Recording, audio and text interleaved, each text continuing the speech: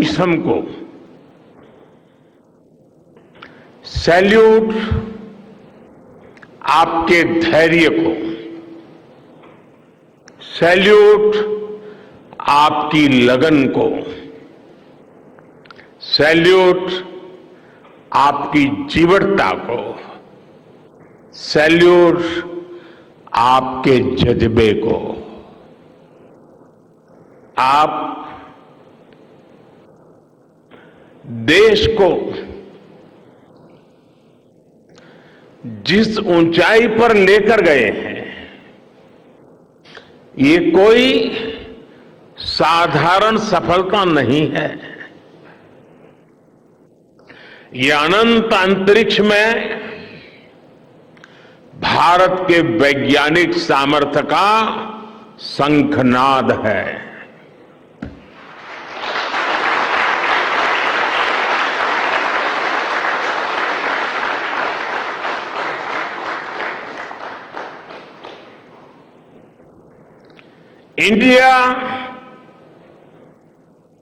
India is on the moon.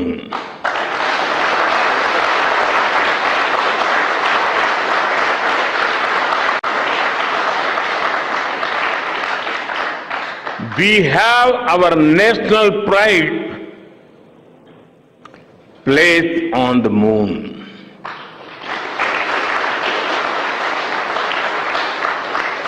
हम वहां पहुंचे जहां कोई नहीं पहुंचा था।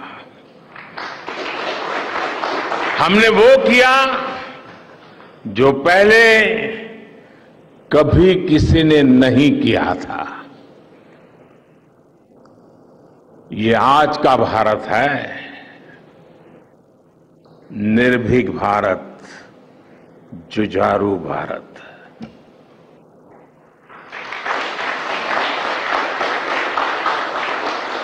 ये वो भारत है जो नया सोचता है, नए तरीके से सोचता है, जो डार्क जोन में जाकर भी दुनिया में रोशनी की किरण फैला देता है।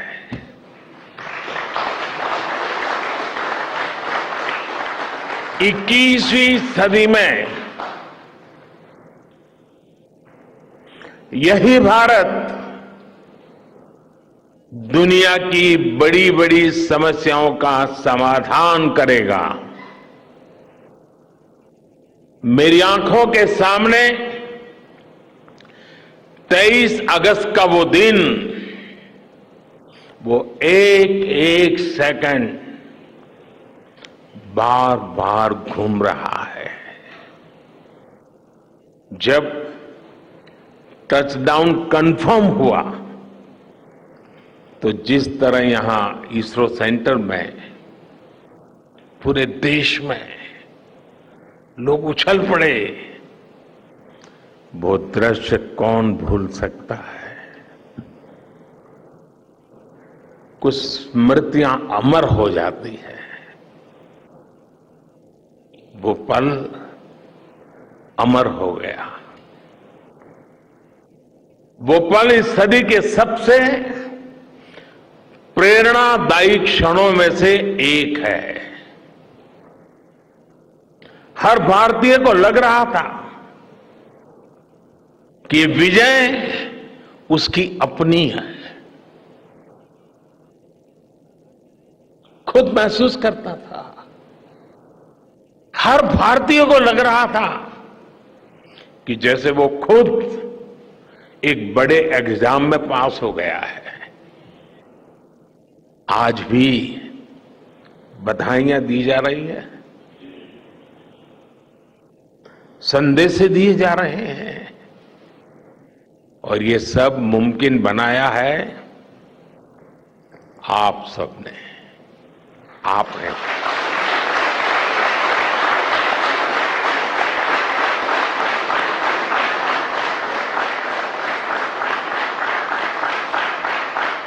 देश के मेरे वैज्ञानिकों ने ये मुमकिन बनाया है।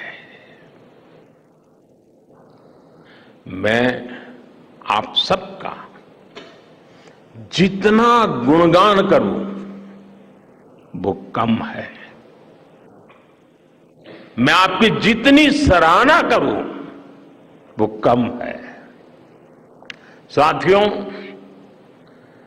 मैंने वो फोटो देखी जिसमें हमारे मून लैंडर ने अंगद की तरह चंद्रमा पर मजबूती से अपना पैर जमाया हुआ है।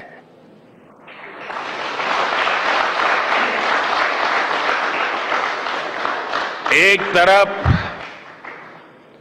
विक्रम का विश्वास है तो दूसरी तरफ प्रज्ञान का पराक्रम है।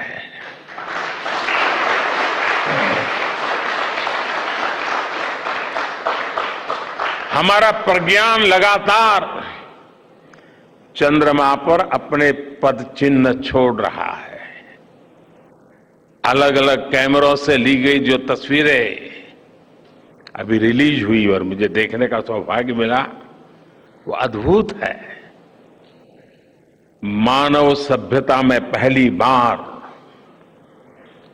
धरती के लाखों साल के इतिहास में पहली बार उस स्थान की तस्वीर मानव अपनी आंखों से देख रहा है। और ये तस्वीर दुनिया को दिखाने का काम भारत ने किया है।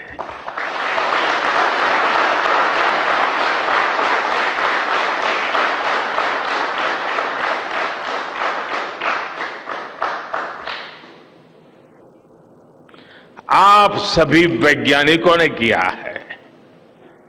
आज पूरी दुनिया भारत की साइंटिफिक स्पिरिट का, हमारी टेक्नोलॉजी का और हमारे साइंटिफिक टेम्परामेंट का लोहा मान चुकी है।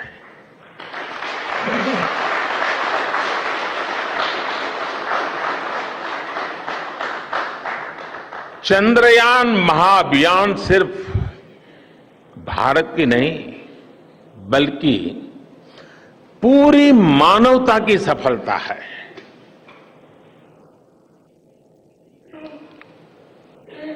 हमारा मिशन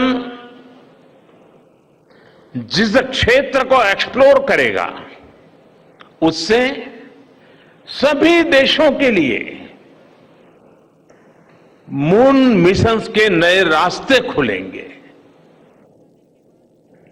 ये चांद के रहस्य को तो खोलेगा ही, साथ ही धरती की चुनौतियों के समाधान में भी मदद करेगा। आपकी इस सफलता के लिए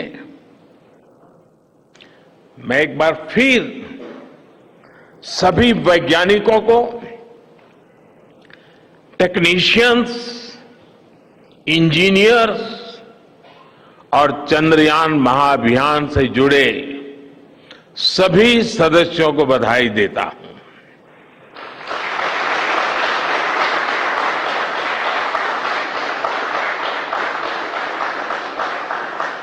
मेरे परिवारजनों, आप जानते हैं कि स्पेस मिशंस के टच डाउन पॉइंट को एक नाम दिए जाने की वैज्ञानिक परंपरा है।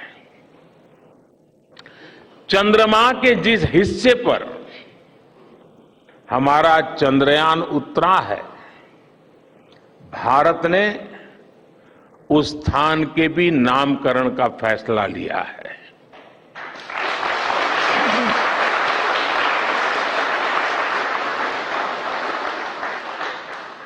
जिस स्थान पर चंद्रयान 3 का मून लैंडर उतरा है, अब उस पॉइंट को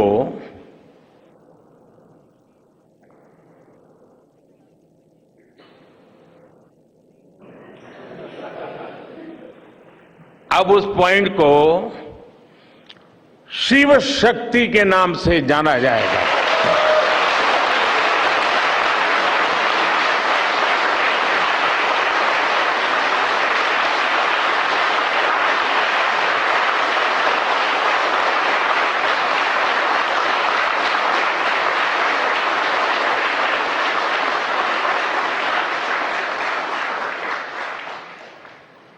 शिव में मानवता के कल्याण का संकल्प समाहित है और शक्ति से हमें उन संकल्पों को पूरा करने का सामर्थ्य मिलता है। चंद्रमा का शिव शक्ति पॉइंट हिमालय से कन्याकुमारी से जुड़े होने का बोध कराता है।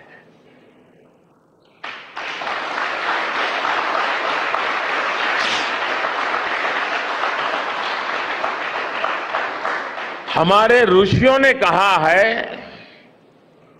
येन कर्माण्य पशो मनीषिणो यज्ञे कुण्वन्ति विद्येषु धीरः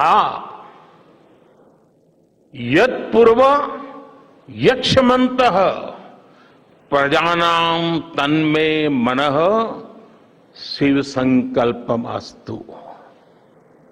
अर्थात जिस मन से हम कर्तव्य कर्म करते हैं, विचार और विज्ञान को गति देते हैं और जो सबके भीतर मौजूद है, वो मन शुभ और कल्याणकारी संकल्पों से जुड़े।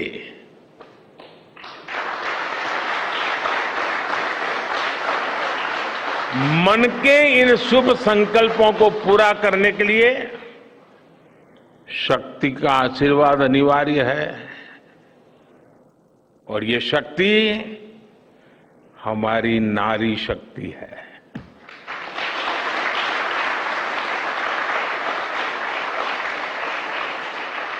हमारी माताएं बहनें हैं। हमारे यहां कहा गया है, सृष्टि स्थिति विनाशानां शक्ति भूते सनातनी। अर्थात निर्माण से प्रलय तक पूरी सृष्टि का आधार नारी शक्ति ही है।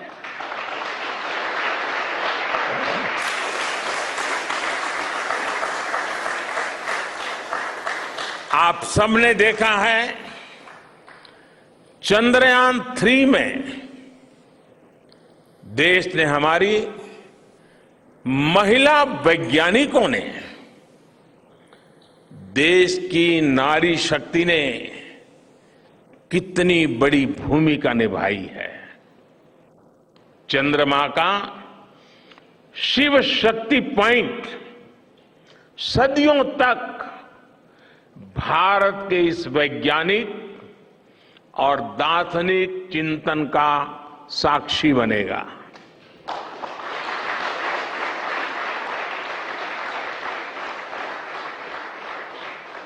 ये शिव शक्ति पॉइंट आने वाली पीढ़ियों को प्रेरणा देगा कि हमें विज्ञान का उपयोग मानवता के कल्याण के लिए ही करना है। मानवता का कल्याण, यही हमारा सुप्रीम कमिटमेंट है। साथियों,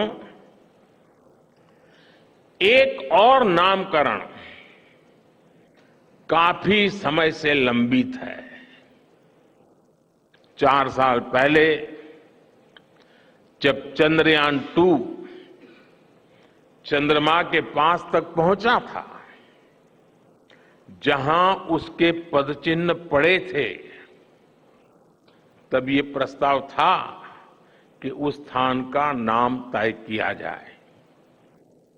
लेकिन उन परिस्थितियों में निर्णय लेने के स्थान पर हमने प्रण लिया कि जब चंद्रयान 3 सफलतापूर्वक चांद पर पहुंचेगा, तब हम दोनों पॉइंट का नाम एक साथ रखेंगे।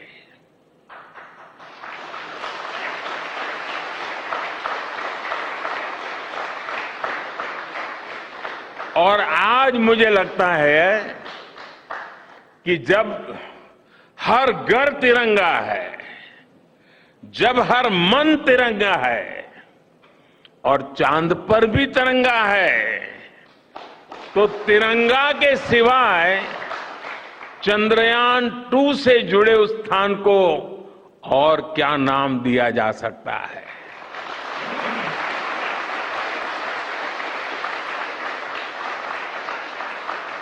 इसलिए चंद्रमा के जिस स्थान पर चंद्रयान 2 ने अपने पदचिन्ह छोड़े हैं, वो पॉइंट अब तिरंगा कहलाएगा।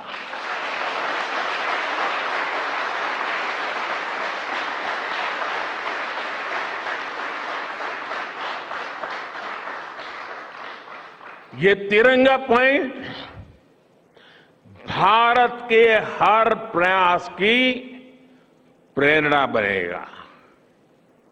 ये तिरंगा पॉइंट हमें सीख देगा कि कोई भी विफलता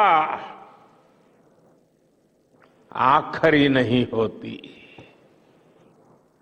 अगर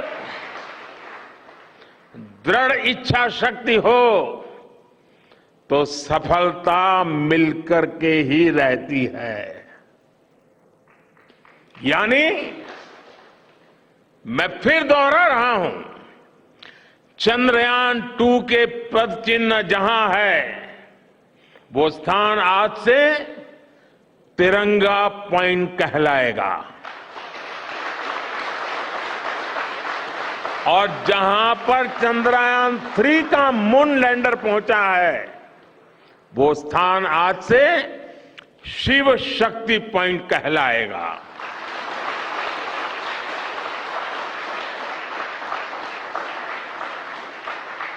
साथियों, आज भारत दुनिया का चौथा ऐसा देश बन चुका है जिसने चंद्रमा की सतह को छुआ है।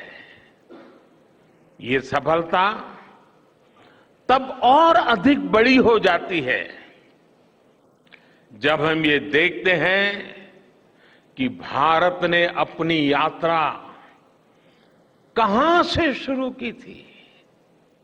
एक समय था जब भारत के पास जरूरी तकनीक नहीं थी, सहयोग भी नहीं था। हमारी गिनती थर्ड वर्ल्ड यानी थर्ड रो में खड़े देशों में होती थी। थर्ड वर्ल्ड थर्ड रो में खड़े हुए लोगों में होती थी। वहां से निकलकर आज भारत दुनिया की 5वीं सबसे बड़ी अर्थव्यवस्था बना है।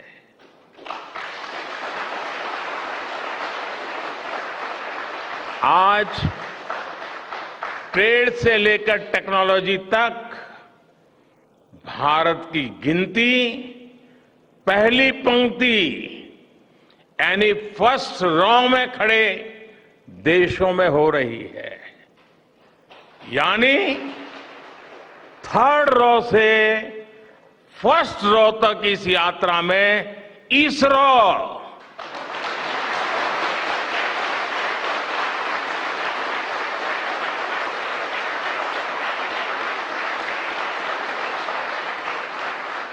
इसरो जैसी संस्थानों की बहुत बड़ी भूमिका रही है। आपने आज मेक इन इंडिया को चांद तक पहुंचा दिया है।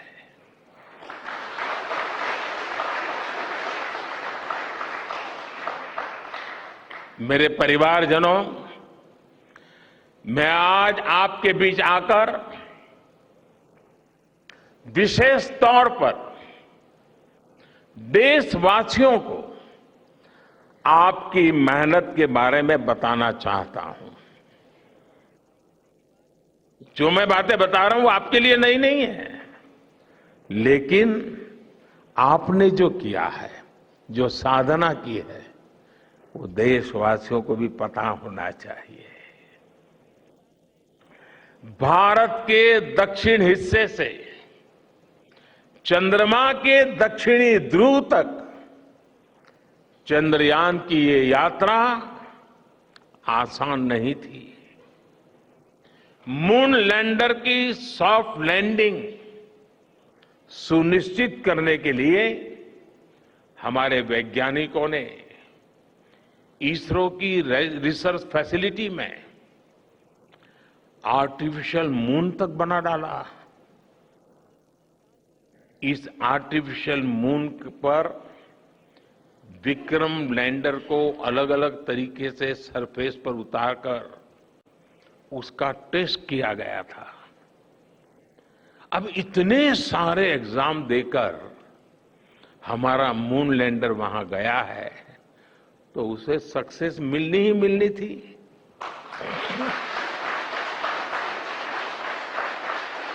साथियों, आज जब मैं देखता हूं कि भारत की युवा पीढ़ी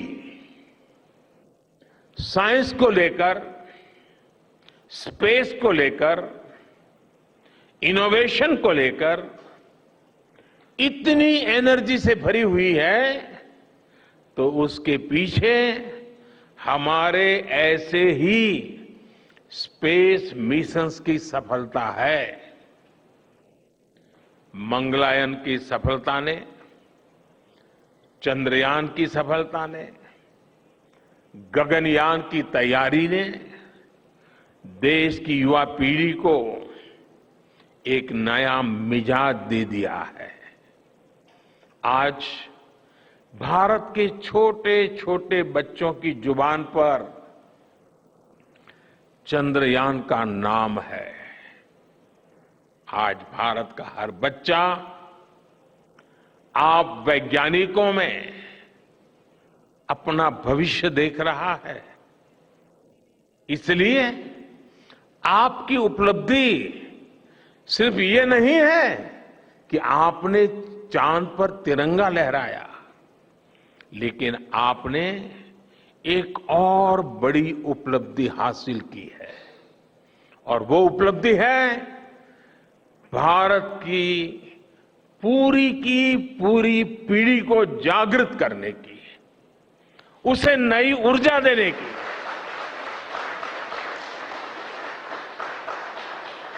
आपने एक पूरी पीढ़ी पर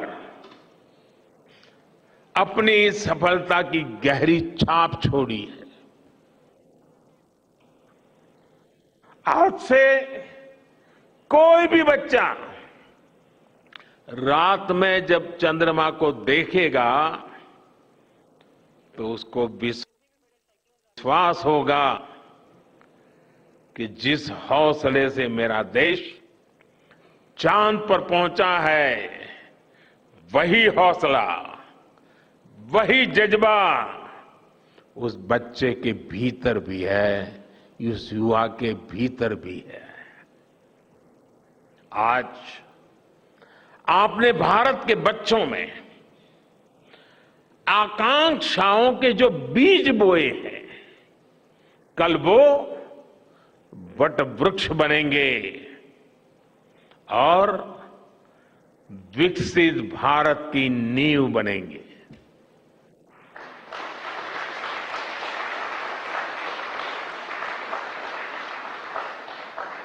हमारी युवा पीढ़ी को निरंतर प्रेरणा मिलती रहे, इसके लिए एक और निर्णय लिया गया है। 23 अगस्त को जब भारत ने चंद्रमा पर तिरंगा फहराया, उस दिन को अब हिंदुस्तान नेशनल स्पेस डे के रूप में मनाया जाएगा।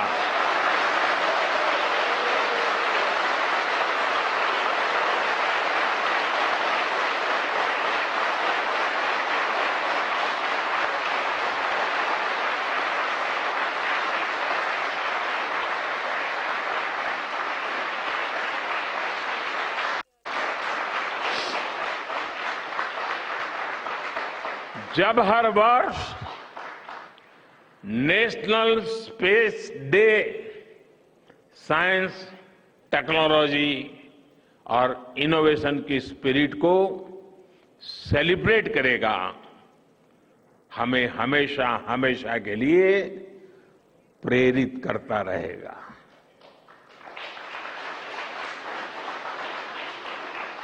मेरे परिवारजनों, आप भी जानते हैं कि स्पेस सेक्टर का जो सामर्थ्य है वो सैटेलाइट लॉन्च करने या अंतरिक्ष की खोज से कहीं ज्यादा बड़ा है। स्पेस सेक्टर की एक बहुत बड़ी ताकत है जो मैं देखता हूं, वो है ईज ऑफ लिविंग और ईज ऑफ गवर्नेंस। आज देश में स्पेस एप्लीकेशंस को गवर्नेंस के हर पहलू से जोड़ने की दिशा में बहुत बड़ा काम हुआ है। आप लोगों ने जब मुझे प्रधानमंत्री के रूप में काम का दायित्व दिया, तो प्रधानमंत्री बनने के बाद मैंने भारत सरकार के जॉइंट सेक्रेटरी लेवल के ऑफिसर्स की स्पेस साइंटिस्ट के साथ एक वर्कशॉप करवाई थी और इसका मकसद ये था कि गवर्नेंस में, शासन व्यवस्था में ट्रांसपेरेंसी लाने में स्पेस सेक्टर की ताकत का ज्यादा से ज्यादा इस्तेमाल कैसे करें। तब किरण जी शायद हम लोगों के साथ काम करते थे।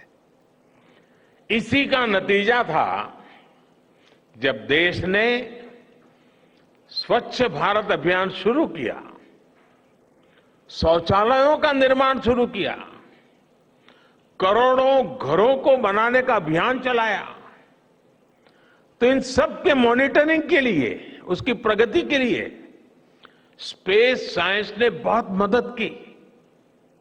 आज देश में दूर दराज के इलाके में एजुकेशन, कम्युनिकेशन और हेल्थ सर्विसेज पहुंचाने में स्पेस सेक्टर की बहुत बड़ी भूमिका है। इन दिनों आजादी के अमृत महोत्सव के निमित्त जो जिले जिले में अमृत सरोवर बन रहे हैं, उसका भी टैगिंग, उसके भी मॉनिटरिंग स्पेस के द्वारा ही हो रही है। बिना स्पेस टेक्नोलॉजी के हम टेलीमेडिसिन और टेली एजुकेशन की कल्पना तक नहीं कर सकते।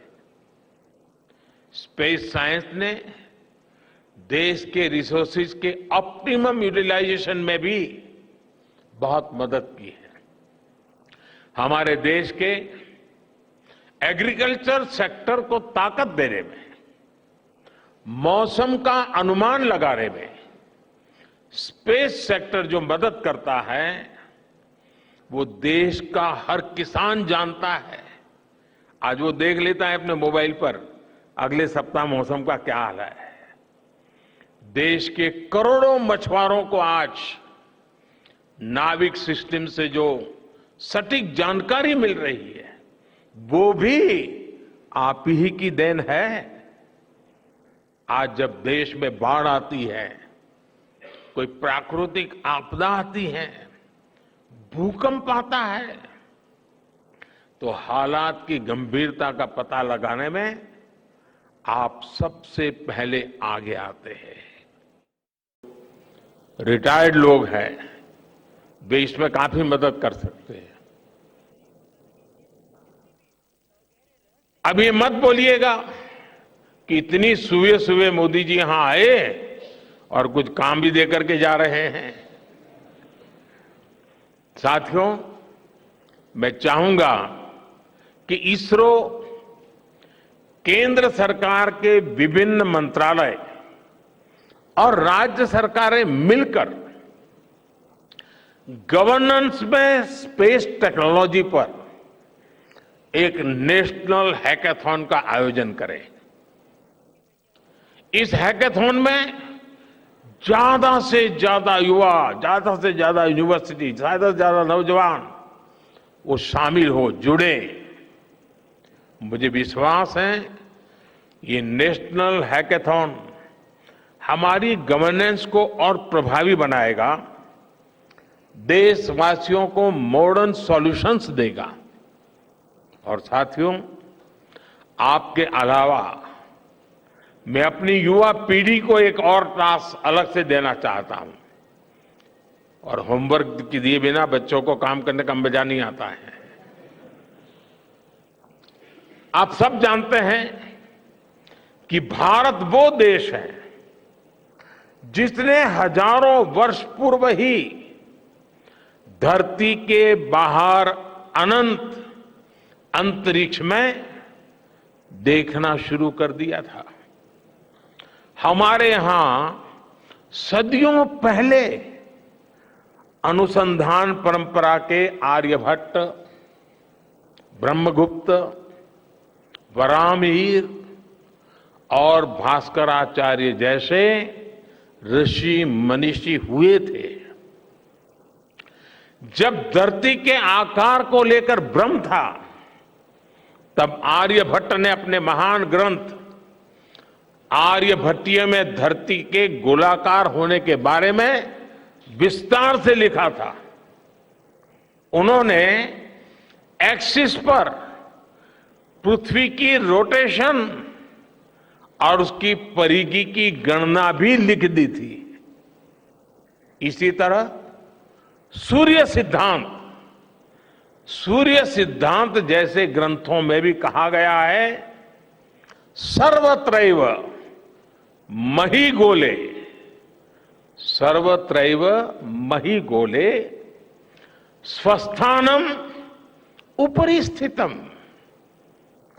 मन्यन्ते खेयतो गोलस तस्य क्व ऊर्ध्वं क्व वादः। अर्थात पृथ्वी पर कुछ लोग अपनी जगह को सबसे ऊपर मानते हैं, लेकिन ये गोलाकार पृथ्वी तो आकाश में स्थित है, उसमें ऊपर और नीचे क्या हो सकता है, ये उस समय लिखा गया था। ये तो मैंने सिर्फ एक श्लोक बताया है। ऐसी अनगिनत रचनाएं हमारे पूर्वजों ने लिखी हुई है। सूर्य, चंद्रमा और पृथ्वी के एक दूसरे के बीच में आने से ग्रहण की जानकारी हमारे कितने ही ग्रंथों में लिखी हुई पाई जाती है। पृथ्वी के अलावा अन्य ग्रहों के आकार की गणनाएं, उनके मूवमेंट से जुड़ी जानकारी भी हमारे प्राचीन ग्रंथों में मिलती है। हमने ग्रहों और उपग्रहों की गति को लेकर इतना सूक्ष्म गणनाएं करने की वो काबिलियत हासिल की थी कि हमारे यहां सैकड़ों वर्ष आगे के पंचांग यानी कैलेंडर्स बनाए जाते थे।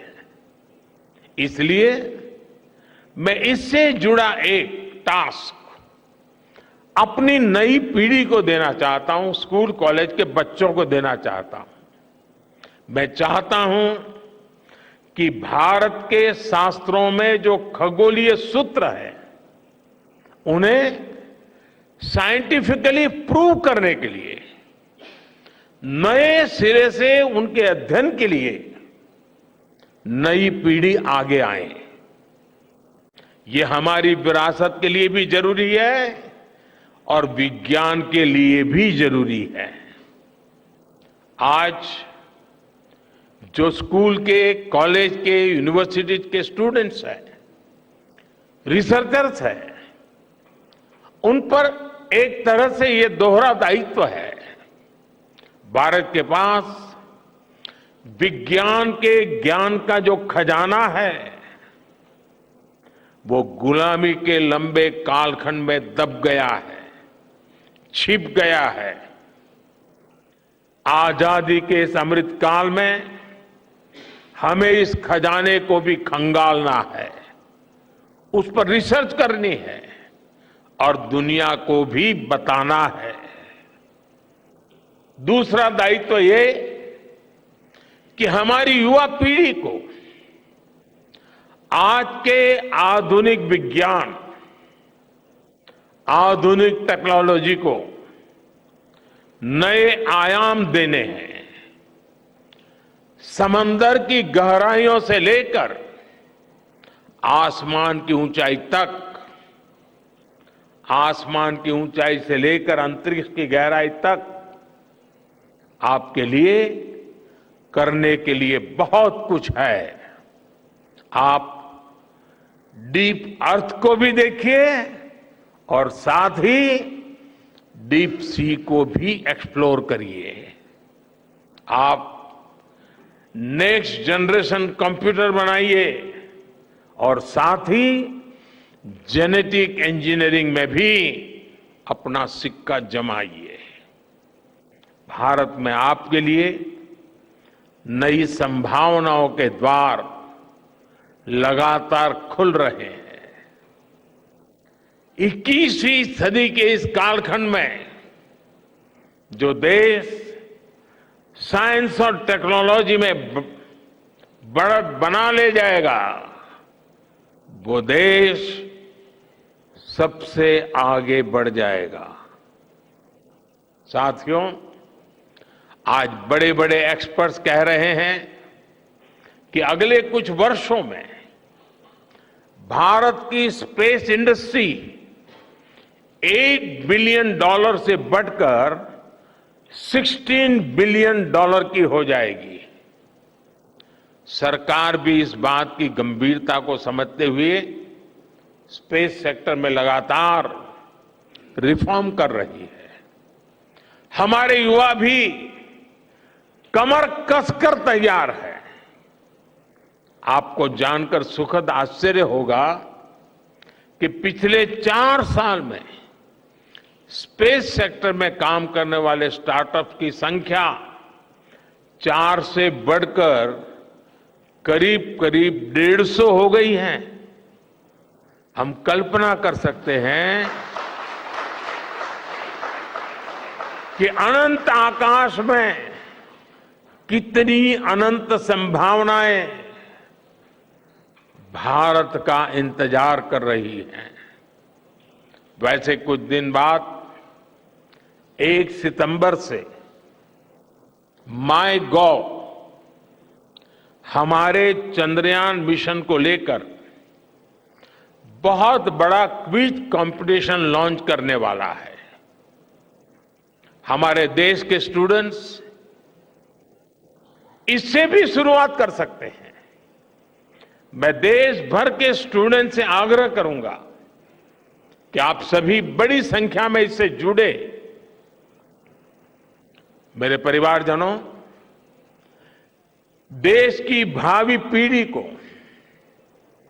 आपका मार्गदर्शन बहुत आवश्यक है। आप जो इतने सारे इंपॉर्टेंट मिशंस पर काम कर रहे हैं, वो आने वाली पीढ़ी ही आगे ले जाने वाली है। आप उन सभी के रोल मॉडल हैं। आपकी रिसर्च और आपकी वर्षों की तपस्या, मेहनत ने साबित किया है कि आप जो ठान लेते हैं वो आप करके दिखाते हैं। देश के लोगों का विश्वास आप पर है और विश्वास कमाना छोटी बात नहीं होती है दोस्तों। आपने अपनी तपस्या से विश्वास कमाया है।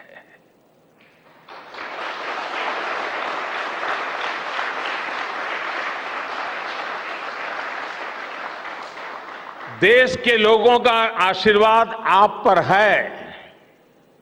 इसी आशीर्वाद की ताकत से, देश के प्रति इसी समर्पण भाव से भारत साइंस एंड टेक्नोलॉजी में ग्लोबल लीडर बनेगा। और मैं आपके बीच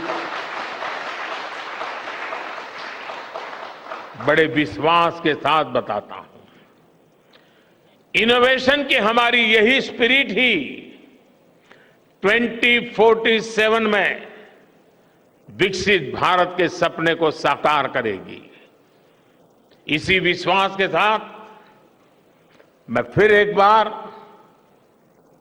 आप सबके दर्शन करके पावन हुआ हूं। देशवासी गौरव से भरे हुए हैं। सपने बहुत तेजी से संकल्प बन रहे हैं और आपका परिश्रम उन संकल्प को सिद्धि के तक ले जाने के लिए बहुत बड़ी प्रेरणा बन रहा है। आपको जितनी बधाई दूं कम है, जितना अभिनंदन करूं कम है। मेरी तरफ से करोड़ों करोड़ों देशवासियों की तरफ से दुनिया भर की साइंटिफिक कम्युनिटी की तरफ से अनेक अनेक धन्यवाद, बहुत बहुत शुभकामनाएं। भारत माता की, भारत माता की, भारत माता की। धन्यवाद।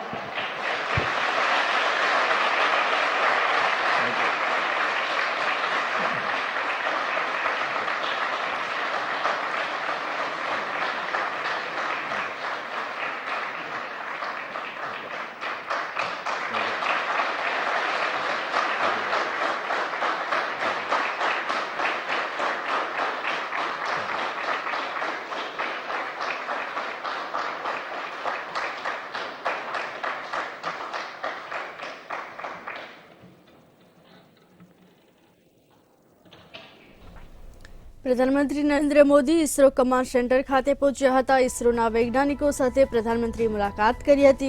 ટીમ ચંદ્રયાન 3ના વૈજ્ઞાનિકોની મુલાકાત કરી। ચંદ્રયાન 3ની સફળતા માટે તમામને અભિનંદન પણ પાઠવ્યા છે।